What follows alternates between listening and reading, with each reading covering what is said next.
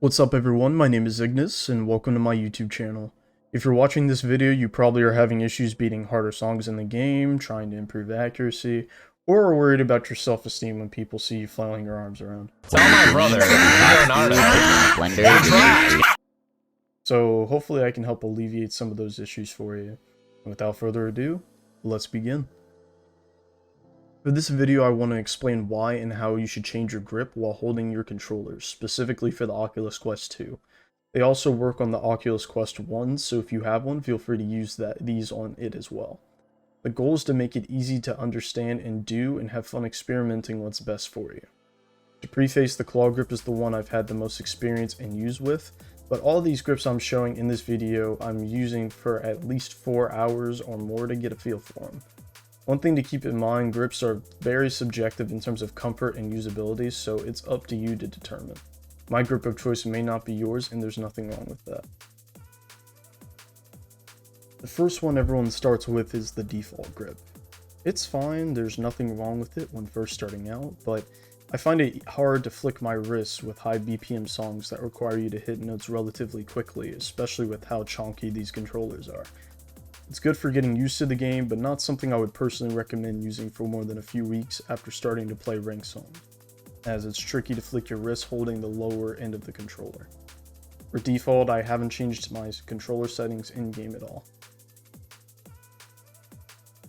The tried and true favorite for the Quest 1 and Rift S by most players, this grip still works for the Quest 2, although less comfortable with these controllers.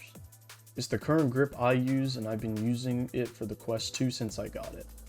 It's been the easiest grip for me to flick my wrist with and play at a high BPM.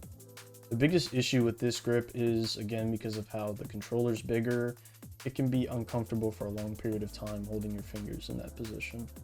I have daddy long leg fingers, so it doesn't bother me that much, but someone with baby hands or small fingers alike may have trouble using it. XGrip is a grip I've used for a little while, but not to the extent of these other two grips. Although it can be a little bit harder to get used to, I can definitely see the value it has versus claw grip if 2 fingers over the top of the controller is too uncomfortable for you, as you can let one finger rest a little bit. For me personally, I haven't used it much because I haven't gotten used to my middle finger being on the trigger of the controller and holding it in place while I swing my wrist. I use the same controls for XGrip that I do claw grip. Here are a list of grips you can try out by Dinya and Bantelope. I'll link their Twitter profiles in the description. Something to keep in mind is that this will take a while to get used to. Don't beat yourself up if you don't get it right away. For me, getting used to claw grip from default grip took about 2 weeks, so give yourself some time.